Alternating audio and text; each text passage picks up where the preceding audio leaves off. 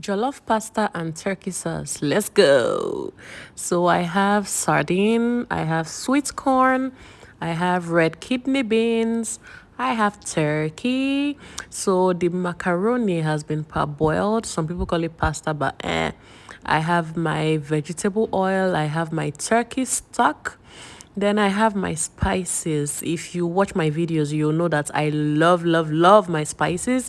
Onions, pepper, tomatoes, and then diced meat. Now you put the pot on fire, allow it to get dry before adding the oil into the fire. If you don't let it get dry, once you put the oil, it will start doing ta ta ta ta ta to your body, like ta ta ta. So if you want to avoid that, let it get dry, then add the oil into the pot, and then you go in with, do you know what? Onions. Once the oil is hot and you go in with the onions, you're going to hear the shh. But for some reason, this one did not get hot because I did not turn up the fire, and in my mind, I thought it was hot. So by the time I poured it, I was disappointed. There was no shh. Anyway, the shh came later, and then I'm adding tomato paste. Now, I can cook without tomato paste quite all right, but I have noticed that when I just use the fresh tomatoes, regular fresh tomatoes, and blend it, I don't get that color that I want the food to be, especially when it comes to jollof rice or pasta, anything jollof, like jollof pasta, jollof rice. If you don't use the tomato paste, you don't get that color that you want. So some people can use you can use like two or three, but one was just moderate for me. And then I'm going in with the tomato and pepper mix. I blended everything together already, so I'm just going to be adding it to this and allowing it to cook for a bit. And here I am doing that. It's cooking, it's cooking. Speaking of, if you have not subscribed to my channel, please go ahead and subscribe. I love you in advance for subscribing. Now, there's something I love to cook with, and it is spices. Like, I can't cook without adding spices. And this is thanks to my husband because he practically indoctrinated me into this. Is that even the correct English? But anyways, you guys what I'm trying to say. So I've added my thyme, I've added my curry. This is me going in with cinnamon because whenever I cook with cinnamon, the whole house smells good.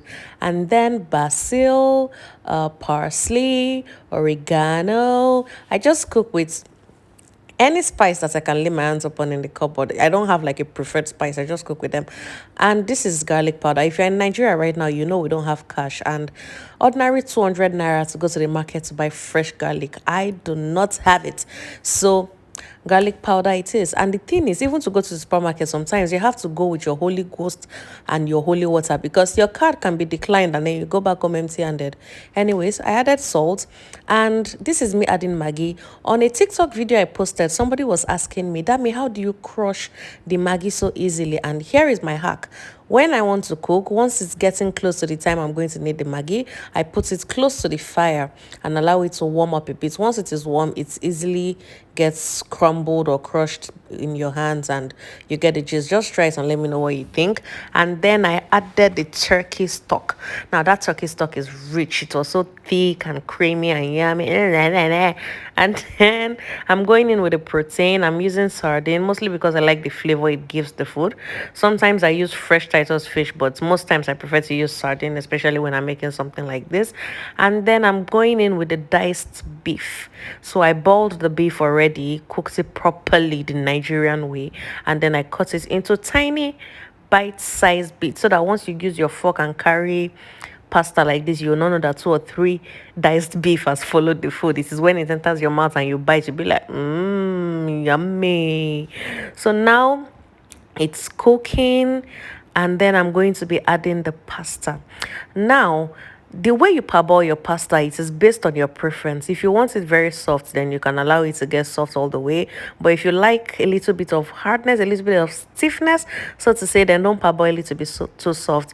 For this one, I think I parboiled it to be too soft, and it was okay, but I just had to point that out for you. When you're making yours, let it be the texture that you want. And then I added the sweet corn and the red kidney beans.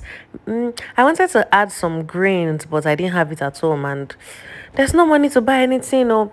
Anyways, at this point, the food was practically ready, and I just had to set it aside and move on to the sauce. My odogu likes to eat everything with sauce. He's one of those people that if you serve him jollof rice, you still have to add sauce to it. So who am I not to do what patriarchy wants me to do? So for the sauce, I put the fry pan on fire. I add the oil. Once I put the onion, now you're going to see the shh that I was talking about. 3, 2, 1, go. You see, shh, it's so good. And I made another mistake here. The fire was turned low, so the heat was just reducing. And anyways, I shall remembered and turned up the heat because the shh was very, very important for me. So the onions is frying, and then I'm going in with, what am I adding next? I don't know. Let me just wait and see. It's the pepper mix. I'm so unserious. That was me sneaking to increase the fire because it was not cooking the way I wanted it to cook. So I'm adding the pepper mix. This is actually just tomatoes, and then this is the pepper. Initially, I wanted to put small pepper, but I was like, I'm making food for Maudogo. Maudogo is a Yoruba man just like me. And if you know us, we love, love, love pepper. So I was like, come on. I added all the pepper. Whoever cannot eat it should drink water. That's not my business. So I'm mixing it, allowing it to mix up. And then I am going in with my spices. Like I said, Damilola and spices were like 5 and 6. I cannot do without it. Shey you see. Shey you see. This spices is giving me, when I was young, when I wake up in the morning before going to school, I always drink agbo. If you don't know what agbo is, ask me in the comment section and I'll tell you. I always drink agbo. So all the spices, it takes me back to that time, especially when I can feel it in the taste when I'm like, it just takes me back to the childhood. And agbo is very healthy for you. What's Oyibo called tea? It is agbo, and that is why they are healthy, and that is why we were healthy growing up. I don't used to fall sick. Did you see what I did there? I threw the Maggi cube inside. See me now. I'm going to sneakily use my spoon to crush it because I forgot to put it beside the fire and let it get soft. So by the time I tried to crush it, the Maggi was like, "Don't try me, baby." So I was like, "Oh boy, I cannot kill myself." I just threw it inside, boom, and then my spoon crushed it because by then it had heat up.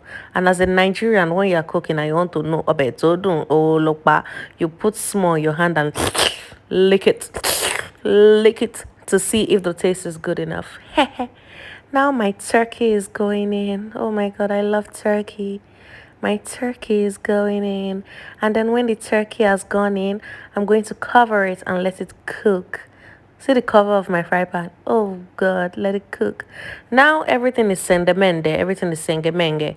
I'm gonna serve the man who paid my bride price, the one who took me out of the streets and put me inside his house. I'm ready to serve that man. I'm ready to serve him. So serving his food. In one of my videos, I put 3 pieces of turkey for him, and people were like, damn me. I'm like, please, once, let patriarchy win. But this time around, I've decided 3 is too much. I'm going to give him only 2. Patriarchy still winning, though.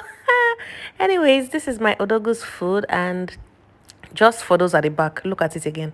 Look at it again. Odunku.